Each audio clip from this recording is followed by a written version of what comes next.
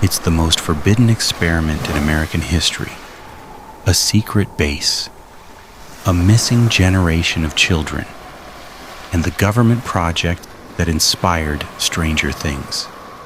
At the far end of Long Island, hidden behind rusted gates and warning signs, stands Camp Hero, an abandoned military base the U.S. government swore was decommissioned in 1981.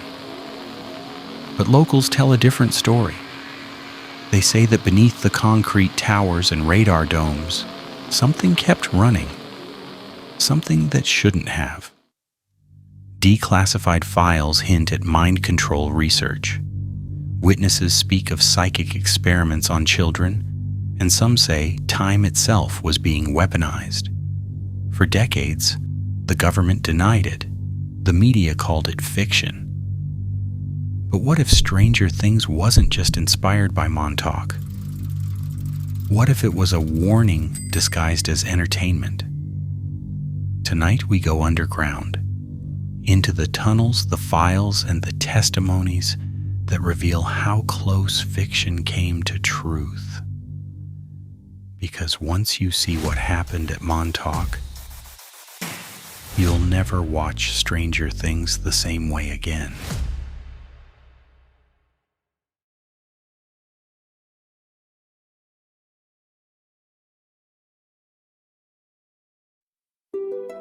Every conspiracy begins with a truth too strange to ignore.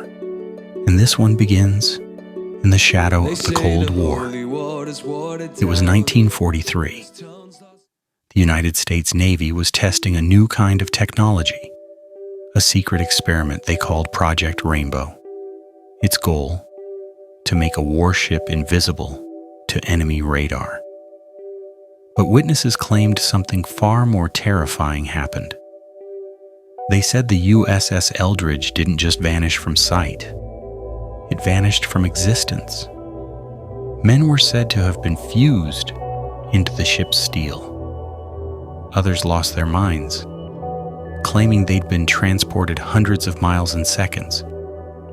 Officially, it became known as the Philadelphia Experiment, and it was quickly buried under military secrecy. But according to classified leads, the experiment didn't die, it evolved.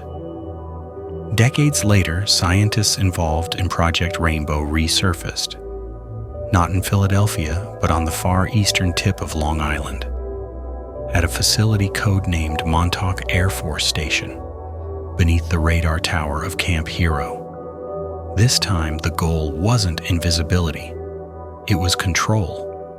Rumors began to surface of psychological warfare experiments, human subjects exposed to electromagnetic radiation, brainwave manipulation, and frequency testing designed to alter thought and emotion.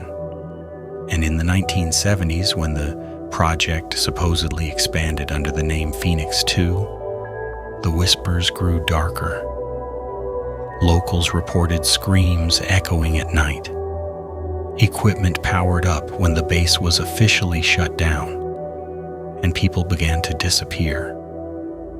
By the 1980s, the legend had taken form that the U.S. government was using abducted children, runaways, foster kids, the forgotten, as subjects in mind control and psychic enhancement experiments beneath Camp Hero. The victims were said to be trained for telepathy, telekinesis, and even time manipulation. It sounded impossible, until one man came forward, a man who claimed to have been there. His name was Preston Nichols, and the story he told would ignite one of the most disturbing conspiracies in modern American history.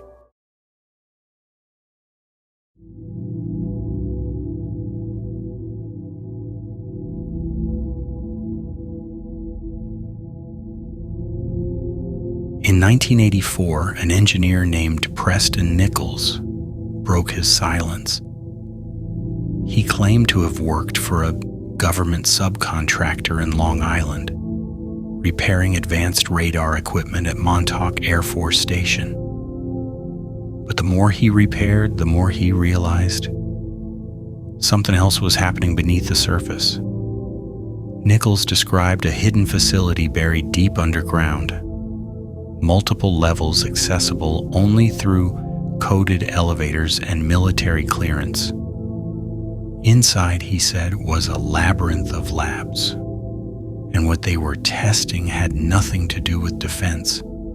He called it psychotronic research, experiments on the human mind. Nichols alleged that the U.S. military had discovered a way to amplify psychic abilities using radio frequencies. By tuning the mind to specific electromagnetic wavelengths, they believed they could project thought, even alter perception across vast distances. According to Nichols, he wasn't just a witness. He was part of it. He said his job was to synchronize massive radar transmitters to what they called the Montauk chair, a device capable of converting psychic energy into electrical signals. When a subject sat in the chair, hooked to electrodes and brainwave sensors, their thoughts were transmitted into the air, amplified by the radar tower above. The results, Nichols said, were unpredictable. Objects materialized out of nowhere. Electronic systems went haywire, and at times, the air around the chair rippled, as if reality itself was being bent. But it didn't stop there. Nichols claimed that by adjusting the frequencies, the subjects began to access memories that weren't their own. Timelines blurred, and somehow, they started tearing holes in time. He said the experiments grew so dangerous that scientists began recording anomalies they couldn't explain. People appearing from nowhere, moments repeating themselves, clocks spinning out of sync. And then came the disappearances. Nichols later wrote, "They were playing with the fabric of time and the human mind like it was a toy." He wasn't alone. A second alleged insider, Al Bielek, came forward, claiming to have survived the original Philadelphia experiment in 1943 and to have been recruited decades later to work at Montauk. According to Bielek, the technology that made the USS Eldridge disappear was perfected underground and turned into a machine capable of opening portals to other eras. They called it the Montauk Time Tunnel. Bielek claimed he'd walked through it, describing a blinding corridor of light, a sensation of falling through static and emerging in another time. Sometimes the year was 2137, other times 6037. To most, it sounded insane. But the documents Nichols published, the blueprints, and the technical jargon he used were far too specific to dismiss as fantasy. He spoke in the language of radar engineers, wave harmonics, and pulsed electromagnetic fields, details that matched real Cold War technology of the 1970s. Even skeptics had to ask, if it's fiction, why is it so technically accurate? And the deeper you go, the stranger it gets. Because buried inside Nichols' claims were references to real declassified projects: MKUltra, Project Artichoke, Stargate, and Project Grill Flame, all U.S. programs that experimented with mind control, psychic spying, and remote viewing. If those were real, then maybe Montauk wasn't so far-fetched after all.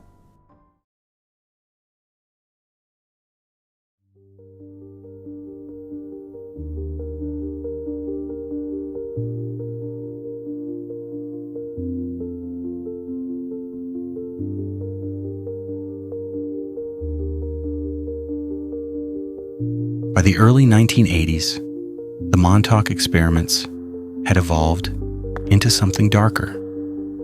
According to Preston Nichols, the scientists had stopped testing machines and started testing people, specifically young boys. Nichols claimed that hundreds of children, mostly runaways, were taken to the base under the guise of military programs. They were subjected to psychological conditioning, sensory deprivation, and exposure to electromagnetic fields. Most of them, Nichols said, never returned. Those who did were different, detached, emotionless, unable to remember who they were. It was as if something had erased their past. In his writings, Nichols described one particular experiment, the Montauk Chair Session 12. It was the day everything changed. A boy, around 12 years old, was placed in the chair. He was told to focus his mind on a creature from his nightmares. He did. And within seconds, the base alarms went off. Nichols said the radar tower began pulsing uncontrollably. Electrical systems shorted out. Personnel screamed as something emerged from the static field, a shape that shouldn't exist. He called it the beast from the id. An energy form, 9 feet tall, feeding off fear, tearing through the underground tunnels before it vanished in a burst of light. The project, according to Nichols, was shut down immediately. The tunnels were sealed, the data erased. But before leaving, Nichols claimed he pulled the main power feed, effectively ending what he called the most dangerous experiment ever conducted on American soil. He would later write, "We tore a hole through time itself, and something looked back." As unbelievable as that sounds, parts of Nichols' timeline match declassified shutdowns of real U.S. radar sites in 1983, including Montauk. Officially, the government blamed budget cuts. Unofficially, the site was abandoned overnight. Then came the silence. No records, no follow-up, no explanation. Just an empty base on the tip of Long Island, fenced off, cameras still running, power quietly humming underground. And yet, visitors who trespass claim that the air around the old radar tower still vibrates. Phones glitch, compasses spin, and somewhere beneath the concrete, a low mechanical hum can still be heard. Faint, rhythmic, like a machine waiting to be turned back on. Some say it never stopped.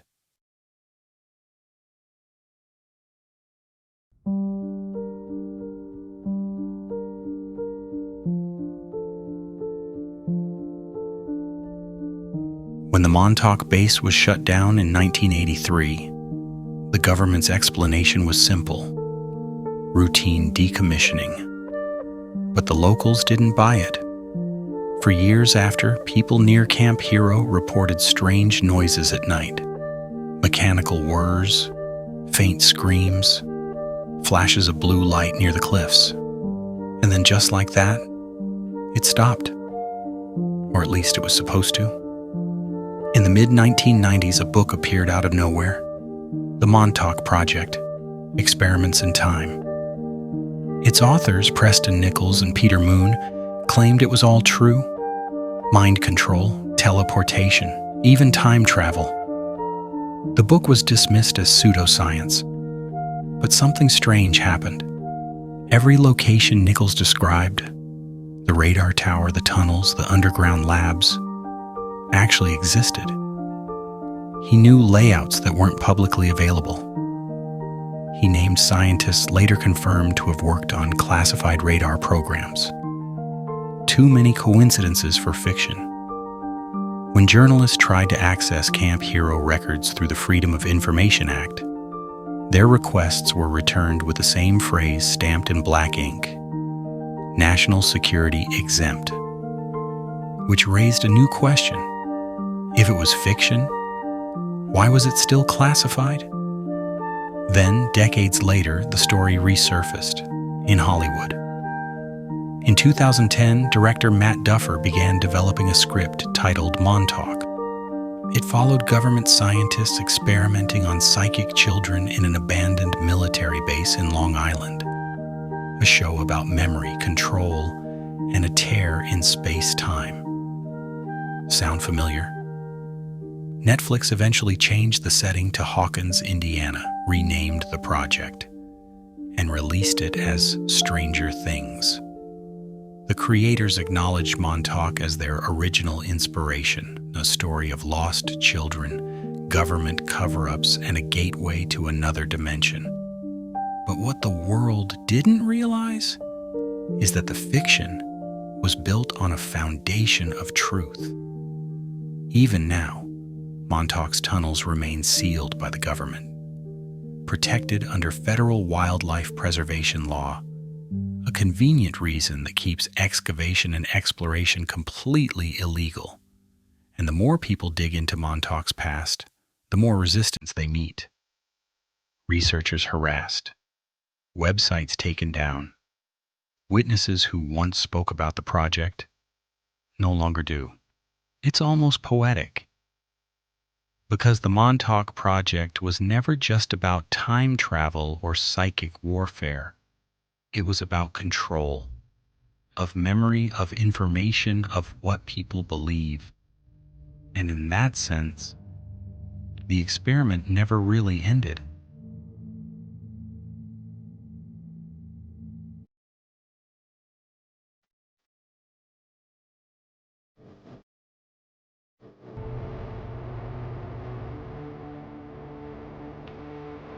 Every conspiracy has a heartbeat, and Montauk's still hasn't stopped. For decades, the official line stayed the same. It never happened. No experiments, no children, no time travel, just an abandoned radar station and overactive imaginations. But when you strip away the legends, one truth remains.